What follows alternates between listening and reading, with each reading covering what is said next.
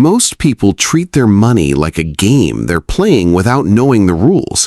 They earn, they spend, they wonder where it all went, then repeat. But here's the thing. The people who actually win at money, they're not smarter than you. They're not luckier. They just have a system. And in the next 10 minutes, I'm going to show you exactly how to build that system from total scratch, even if you've never budgeted a day in your life. We're talking a real working personal finance machine, one that tracks your money, grows your savings, and actually tells you if you're making financial progress. By the end of this video, you'll have a complete framework and a plan you can start today. Step 1 of any finance system is understanding exactly what's coming in and what's going out. Sounds obvious, but most people genuinely have no idea. Here's how to fix that in less than an hour. Go to your bank's website, find the transaction history, and export the last 3 months of data. Most banks let you download this as a spreadsheet. Now, sort those transactions into categories: housing, food, transport, subscriptions, entertainment, savings. Doing this once will show you more about your money than a year of vague worrying. The goal here is to find your baseline. What does a normal month actually look like for you? Write down your average monthly take-home income and your average total spending. That gap, or that deficit, is your current financial reality. Don't panic if the numbers look bad. We're not here to judge, we're here to fix. And you can't fix what you can't see. One thing I'd strongly recommend: use a simple spreadsheet to track this every month going forward. You don't need fancy software. A free Google Sheet works perfectly. The consistency is what matters. Once you've got your numbers, you'll start to see patterns. Maybe you're spending $400 a month on food delivery without realizing it, or you're still paying for 3 streaming services you forgot about.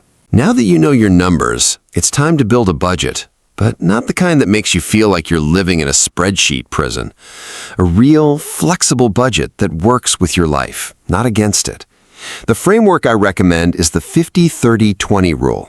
50% of your take-home income goes to needs, 30% to wants, and 20% to savings and investments.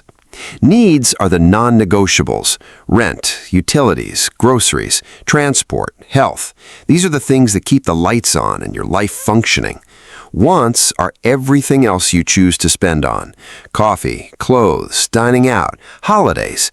These aren't dad. You work hard. You deserve a life. But they have a limit. And the 20% for savings? That's the most important slice of all, because that's the slice that builds your future. Every month that 20% doesn't go toward the future is a month you're only living for right now.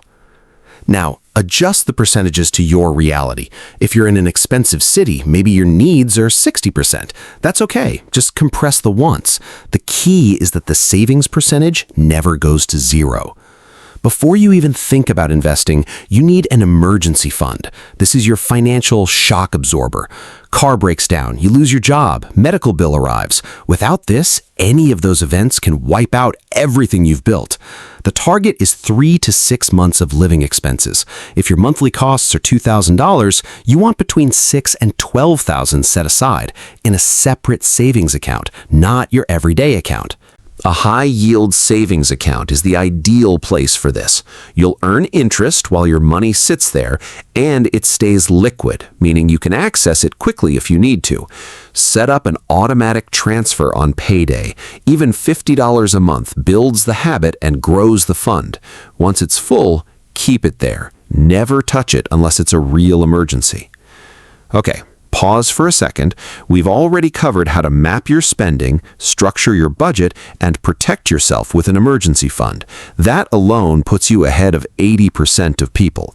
But here's where most people stop and why they never actually build real wealth.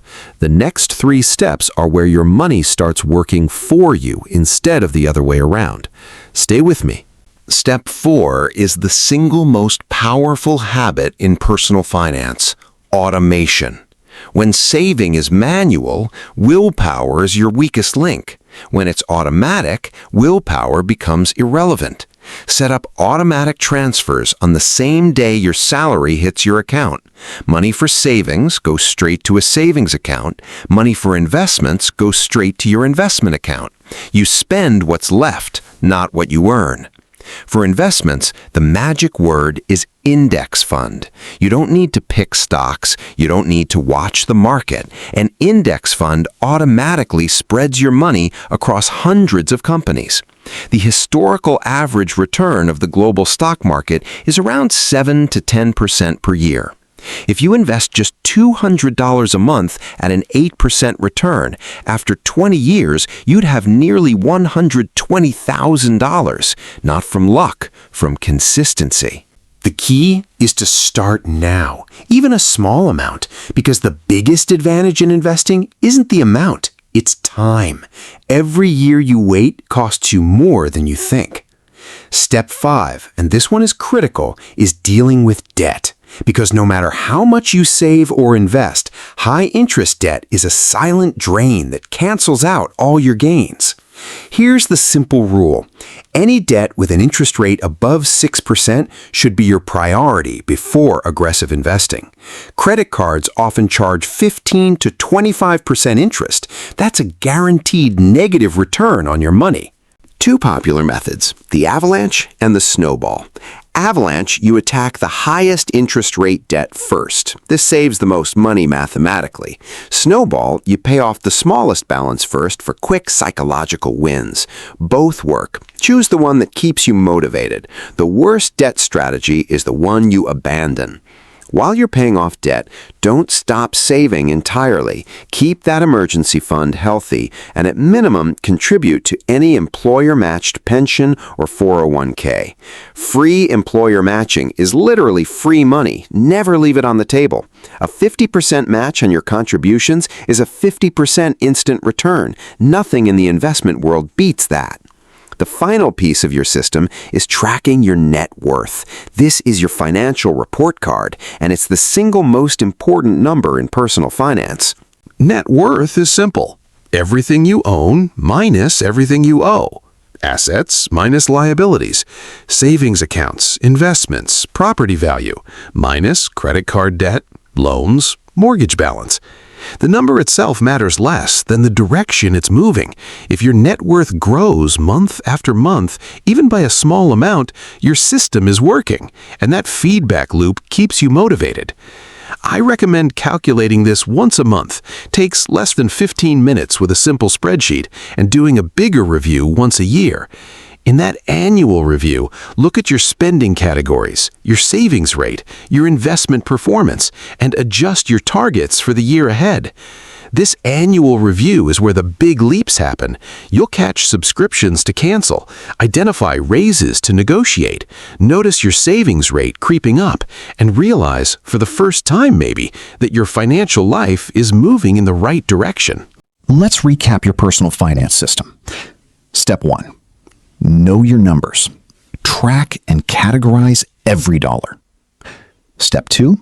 Budget using the 50-30-20 framework. Step 3. Build your emergency fund first. Step 4. Automate savings and investments. Step 5. Tackle debt strategically. Step 6. Track your net worth monthly. That's it. 6 steps. No complicated strategies, no financial jargon, no luck required. Just a system that works on autopilot the moment you set it up. If this video helped you, smash the like button.